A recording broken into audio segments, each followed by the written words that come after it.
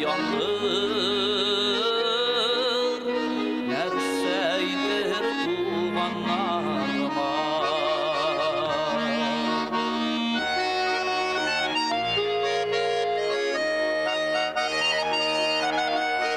Ni diyip etsindir ni bilmiyor, haber yok benim yürekten. Meni barışlatıp ötdü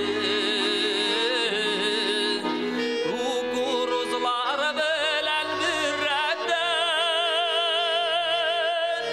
Mağlada Искә алып мине быйыл тагын, тиргиләрдер кармәт гөлләре.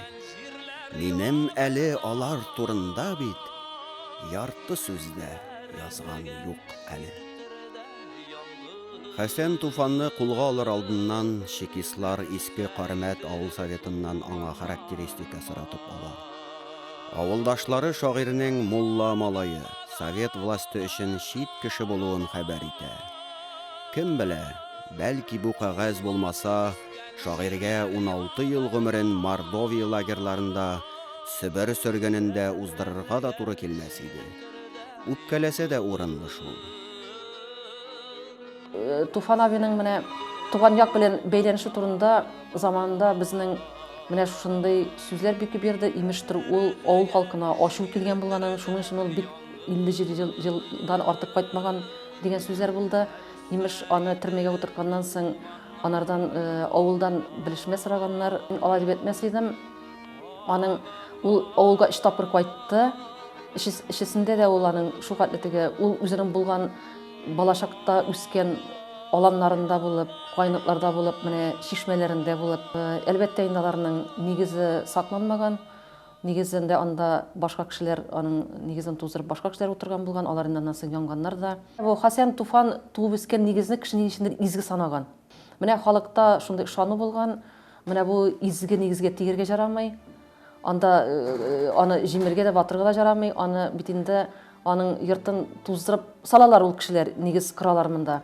Нигезә ул йорт инде ишелсә дә сакланырга тиеш дип саный авыл халкы. Бәлки инде бу саксыз аркасына учыккандыр, бәлки чынлап да монда берәр хикмәте бардыр. Моны булай сүз белән генә аңлатып булмый. Бала һәм үсмер чагын төшереп калдырыйк та, Хәсәннең әдәбият мәйданына килеп керүен шәрехләп үтик. Аның тормыш фаҗигасы да, үлемсезлеге дә шул шигырьләрендә бит. Туфан үзе бик соңарып килә бит шигырьгә. 25 яшендә генә матбугатта чыга башлый. Һәм килеп керә, зур гайрәт белән килеп керә Хәсән Туфан. Хәсән Туфанга бераз гына ошап та җитмәгән аның беренче шигырьләре соңгы Хәсән Туфанга. Маяковскийга ошап куя ул вакытта дөңгөрдәп килеп керә Хәсән Туфан шигырьгә менә шушы паровозы белән. Барабыз, тап-та кайгыны паровоз, сындыр тынлыкны трамвай, кимер һаваны пропеллер, ялкынлат болытны торбалар, баз завод, безнең көн барышына, Казан гудогың авазына, зәңгәр күк барабан ул, бер яшен барабанла безнең көн маршына. Һәм әкренеп сабырлана бара Хәсән Туфан. Аны күрәсең, тормыш сабырлата торгандыр. Төрмәдә утырулар да сабырлата торгандыр. Оннан чыккач кыйналулар да сабырлата торгандыр. Кайткач та кыйнадылар. Белендә булганны кыйнадылар, төрмәдә булганны кыйнадылар. Киң күңелле була белмәде безнең хөкүмәт. Ни өчен шундый ялкынлы, революцион рухлы шигырьләр иҗат иткән шагыйрьне дошманлыкта гаепли соң Совет хөкүмәте? Ул бит аңа тугры хезмәт итә.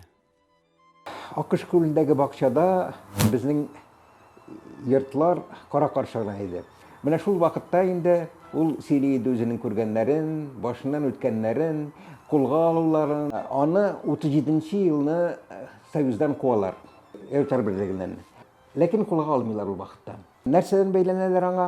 Берничә мәртәбә исемен алмаштырган өчен. Ул инде миңа аңлатып бирә иде инде. Башта ди минем фамилиям Гөлҗәзин иде. Шуннан соң ди 5нче елдан соң мөмкинлек булды фамилиямны алмаштырырга, хәзрәт булып китә ул. Чөнки әтисе, теге хәзрәт исеме шунда изге исем бирергә тырыша. Шуннан ди революция елларында аклар армияга алмасыннар өчен ул Кусинов дигән бер казакның фамилиясын ала. Аның паспортын бирәләр аңа. Шуның исеме белән йөри. Аннан соң инде бераздан Хәсән Туфан дигән псевдоним белән яза башлый. Ну, былай караганда әллә ничекли юк, ләкин ул чорда менә исемен алмаштыру, ул димәк яшеренеп йөргән, аңа бәйләнеп, менә шул вакытта аны теге 200-ле фәлән тегән дип 37 ел сәҗән куалар. Шунда мин дип менә кулга алалар дип көтеп йөрдем, берне яза алмадым, бик авыр шер булды ди. Шуннан бөтен сәретләнеп китте ди. Әсәрләрен баса башладылар ди, минем турында оңай мәкаләләр басыла башлады. Шунда уйламаганда, көтмәгәндә 40 елның ноябрь айында аны кинәт кулга алалар да утырталар. Аны камерага тыгалар да, допроска да чакырмыйлар, сорау да бирмиләр ди. Фақат аны бер одиночкада гына тоталар ди. Мин ди башта теге үзем белән тәмәкем бар иде, шырпым бар иде, тартам.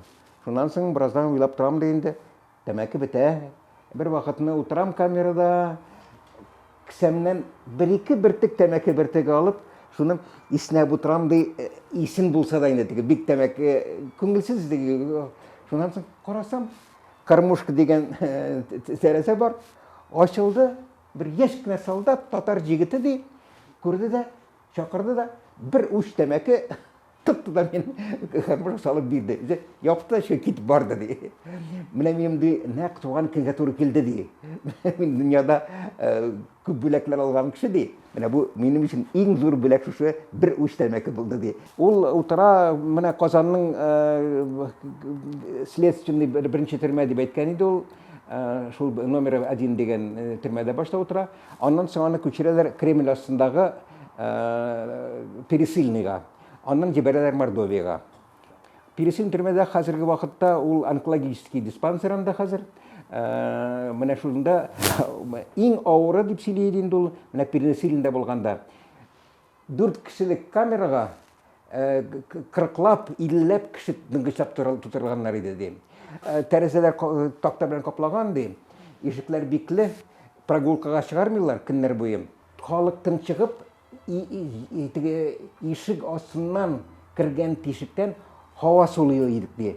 Чиратлашып төзелешеп, менә шулай итеп ятып, кеше бераз сөйли дә, шигенә аның урынына икенчесе килеп бераз сулый, өченчесе килеп, менә шушындый шартларда көн сайын икешәр кеше үлә иде ди.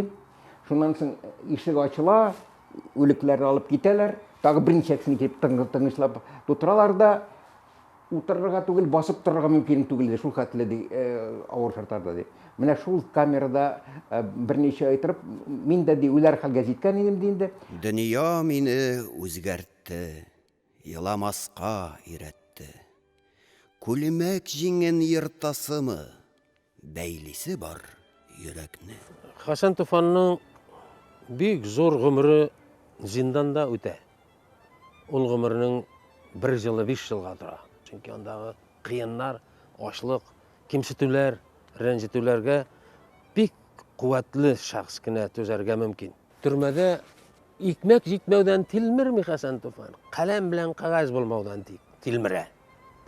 Аның язасы килә. Шулай бик нык тилмереп утырганда, моның янына 2 татар җегете килә. Рәтчеләр. Яңа Бишта телендә рәтчеләр караклар дигән сүз, ягъни бандитлар дигән сүз. Хәсән абый дип дәшә берсе. Нигә бик кайгырып утырасыз ди. Тәмәкең биттеме? Тәмәкем бар әле хәзергә. Кагазым юк. Хәзер дип китә берсе, бер якка, икенче якка китә дә, кагаз алып киләләр, каләм ише алып киләләр. Кагазны җилфердәтеп йөрергә ярамый, карта шикелле киселгән кагазлар. Шул картага түгел киселгән бик күп ак кагазлар алып килеп, моның куенына яшереп китәләр. Шушылай итеп моңа кагазлы итәләр бу бандитлар. Татар бандитлары татар шагыйрен таный. Беләсезме, менә бүгенгә чыгарып караганда, алар әдәбиятны белгән кешеләр булган. Тәмәкесе биткән саен әллә каян табып киләләр. Төрмә эчендә юк тәмәке, кагаз юк. Каян табалар? Ансы инде сер булып кала. Азмы тапкыр таланды бу җаным. азмы минем гомер киселде, азмы тапкыр үлем карарлары рамкалады минем исемне. Аны атарга хөкем итәләр Хәсән Туфанны, һәм атарга хөкем иткән кешене бик нык ашаталар. Соңгы мәртәбә. Бик зур гуманлык эшли Совет власты. Үләр алдыннан рәхәтләнеп күп итеп ашарга мөмкинлек тудыра коммунистлар режимы. Бу айга озату дип атала. Иртәгә аталар дигән сүз, аны айга озаталар дип сөйлиләр. Һәр көнне сәгать төнге бердә тонык кына дөпелдәгән тавышлар ишетелә. Подвалга алып төшеп шулар аталар икән сәгать бердә. Түгел сәгать бердә кешеләрне төшеп аталар. Шуннан подвалга алып төшеп китәләр, бер урыс белән терәп бастыралар, диварга каратып бастыралар да, хөкем карарын укыйлар. Урыс моңа борыла да: "Я не знаю, кто вы, но прощайте, друг. Это последний вздох", дип әйтә. Хәсән Туфан белән саубуллаша, Хәсән Туфандан белән. Шунда кинәт кенә ишекләр ачылып китә дә, берәү җигереп килеп, атуны туктата. Театраль эшләнгән эшкә шаптыра бу. Чөнки андый системада очраклы әйбер булырга тиеш түгел, атарга теге атарга. Шуннан соң үлем карарын 10 елга алыштырганлыгы турында карар укыйлар. Әнә атарга дип торганда. Шуннан соң рус белән бер-берсен кочаклап җылыйлар булар. Мәтәм Хәсән абый, сез нәрсә турында уйладыгыз шул вакытта? Менә ядрә килер дә, минем арт чүмешкә кергәндәге хисне белергә тырыштым ди. Анда да теге фәнни изләнүче галим шикелле үз өстендә. Рәхмәт бездән үткән заманнарга. Ятсынмады безнең җилкәне. Сыртыбызда өйрәтте ул безгә корыш ничек шыныга икәнне. Хәсән Туфан янына килеп керә Фатих Кәрим. Фатих Кәримнең аягында машина покрышкасы белән бәйләнгән. Анда инде бик күпләрне штрафнойга җибәрәләр, кайбер бераз ышанычлыларны. Фатих Кәрим дә штрафнойга җибәрүне сорап бик күп мәртәбәләр яза, өскә яза. Язучылар союзына яза, Сталинга яза, шулай әйтә. Бу әкренләп чыгарга мөмкинлек ала башлый һәм Хәсән Туфанга әйтә: "Әгәр дә син ашъяулыкка төрелгән ипи кыерчыгы алсаң, мин инде иректә булырмын" ди. Һәм бер көннәрдән бер көнне Хәсән Туфанга ашъяулыкка төрелгән ипи китереп бирәләр. Аллага шөкер, Фатихым иреккә чыккан икән дип шөкр итеп куя. Ләкин Фатих Кәрим штрафбатка барып, бик зур батыклыклар күрсәтеп, шәп шигырьләр язып, шунда һәлак булып кала. Шул вакытларда әле бер хәбәр килеп чыга Казанда. Кемдер имеш фронтта Хәсән Туфанны күргән. Ул мөгаен бик ошаган кеше булгандыр инде. Аны кайтып сөйлиләр, Казанда бу хәбәр тарала. Луиза ханымны әле шатланып котлаучылар була. Димәк, кытылган, димәк, инде ул сугышта дип. Ләкин бу вакытта әле Хәсән Туфан шунда. Аны бит үлемгә хөкем итәләр. Хәсән абый бер катлырак кеше иде. Он килә тегене помилование күп нәрсә 10 ел белән алмаштыралар теге атуны. Ул әйтә, буларга тиеш ди Максим Горький мине күрәсен яклап чыкты. Мин әлбәттә моңа шаны бетмим. Ни өчен ди, менә монда теге колхозчылар съезды вакытында без Горький белән бергә янәшә утырганда бик матур сөйләштек, ул мине яхшы белә иде. Күрәсең ди сүз әйткәндер. Горький үзе дә каташмаган дәйбиләргә, аны тыңлаучы да булмагандыр инде. Бу просто шундый чыргаләккән теге ату урынына 10 ел белән алмаштыралар, теге эшче кешеләр кирәк була. Бизгәкләр дә безне җиңмәделәр. Үләтләр дә безгә юкмады. Мехнәт безне андый юк-барларга бирешмәслек итеп тукмады. Пересыльный төрмәдән соң әле теге бригадир итеп куйганчы, аны куялар бик авыр эшләрдә, булай да йончыган була, нормасын тутыра алмый, паёк пиказләгән анда, аш тамак, мин ди шишенә башладым ди. Капкан баландының тәмен югалттым ди. Менә тызны кабып карыйм, кыз икәнлеген сизмим ди. Шуннан соң миңа инде билет алган кеше әйттеләр, сенің яшәргә күп булса 3-4 көнең калды. Мөселман дип йөрткәннәр лагерьдә андый ачлыктан йөргәнчеләр. Бөтен дөньядан ваз кичтем ди, бер нәрсә белән кызыксынмыйм, бер нәрсәгә исем китми, касы үләргә әзерләнеп йөргән вакытта чакырталар комендатурага. Хатыным анда барып, пәрәмәч пешереп, моңа бирә. Шуннан соң алдымда ди мин уйлыйм, моны хәзер ашасам мин үләм. Әз генә чиметеп кенә кабып менә шулай ашый башладым ди. Шуннан ди тәм сизә башладым. Шуннан икенче көнне тагы миңа передача китерделәр ди. Шулай итеп аякка бастым ди. Соңнан белгән инде Луиза Саляскарова, хатыны артистка, эштән куылгач, үз канын тапшырып, донор буларак, шулай итләр, оннар алып, иренә ярдәм итеп, шулай итеп аны коткарып кала. Посылкалар белән ярдәм иттең. Без бит илдә, өйдә бит дидең. Ул ярдәм каныңа алыштырган паёкларың икән бит синең. Ул бик ярата сәгать сәтергә. Шуннан соң моны куялар швейный цех булганда, тегү цехы. Шунда ди хатын-кызлар эшләйде, бер 40 хатын-кыз. Аларның гел машиналары ватылып, нормаларын тутыра алмыйлар иде. Норма тылмый икән, паёк берилмей икән, кеше ачтан үлә. Мин аларның тегү машиналарын киләп куя идем, майлап куя идем дә, бөтенесе нормаларын тутыра башладылар. Тамаклары туйды ди. Шуннан ди моның турында хәбәре таралгач, Хәсән абыйны изге жан дип әйттеләр инде. Һәрбер лагерьнең үзенә күрә бер ни була. Пахын дип әйтелгән җитәкче команда инде. Менә пахын әйткән, кем Хәсән абыйга кагылса, үтерәм генә әйтәйдә да, теге заксиләп тормыйлар. Шуннан дип бер вакытны бердән бер минем кара костюм бар иде, бик саклап тота идем ди мин аны. Гадәттә телегрек йөргән инде ул. Урладылар ди. Әйттем дип пахынга. Менә шулай әйберне урладылар. Бер чылмады, аны Александр Иванович дип әйткәннәр анда русча. Не беспокойся, Александр Иванович, була дип. Шуннан 15 минут үтмәде, бер малай подросток йөгереп килә, костюм кигән. Александр Иванович, возьмите, я же не знал, что вы такой человек. Шуннан соң ди бер качан бер кемнең минем әйбермә кагылганы булмады. Чөнки аны шул изге жан дип ихтирам итеп йөргәннәр. Бу дөньяда бер генә әйбер мәңгелек. Үлем. Әтере жанда өмет әле яши. Хәсән Туфан да 10 ел буе лагерда, 6 ел буе Себер сөргенендә Казанына кайтуына өметләнә. Ниһаять ул көн килеп җитә. Тик аны монда кылач җәеп бик сирәк дуслары гына каршы ала. Кемнәргәдер ярамый, кайсылары сугышта һәлак булган, кайберләрен халык дошманы дип атканнар. Сереген сұрығын тутырғаннан соң қайтырға рөхсәт ала. Ләкин бұл вакытта Новосибирск өлкәсе Устарка районы Покровка авылында карантин була. Бер кемне дә чыгармыйлар һәм кертмиләр. Ул берничә айга тоткарланып кала.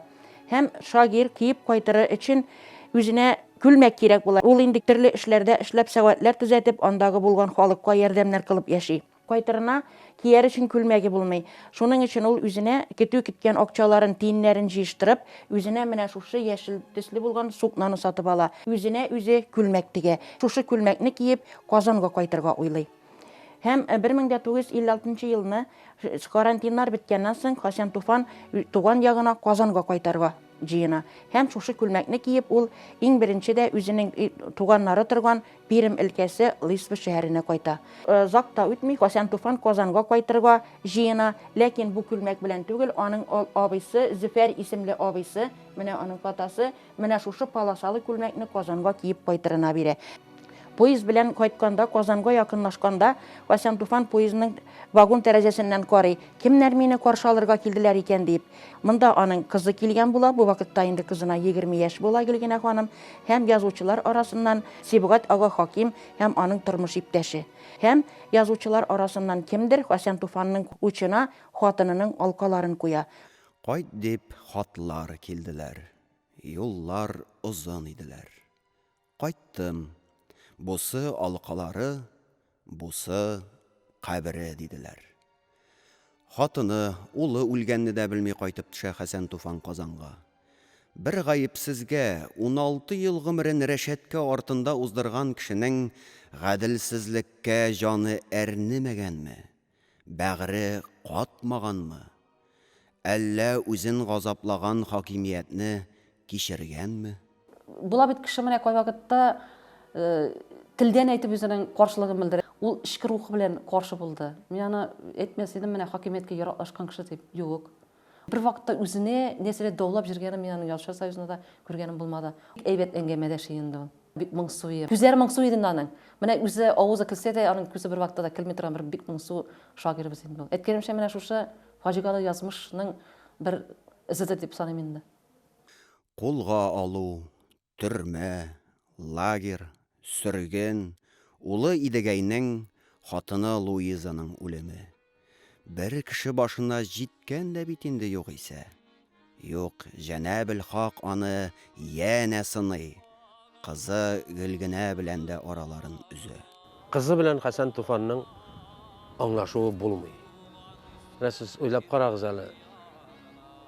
Ничә ел, 20 ел буена сабый бала әтисез үсә һәм әтисенә каргыш белән үсә.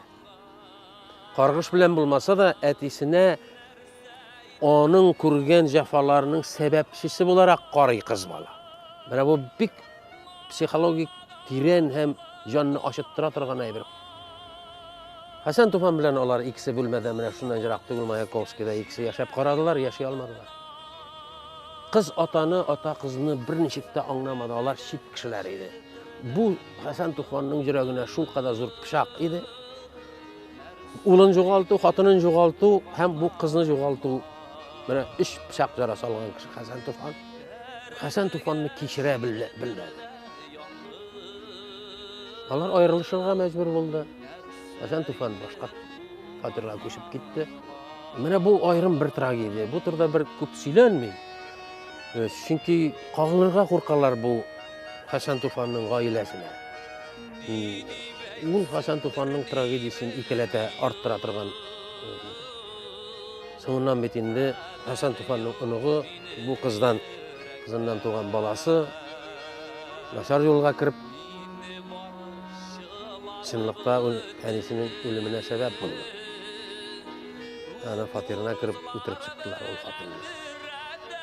Үзенең малайының дуслары. Дип сөйлиләр. Төгәлен белмим. Фаҗига. Сияси фаҗига. Гаиләви фаҗига. Шәхси фаҗига. Яралар авыр минем.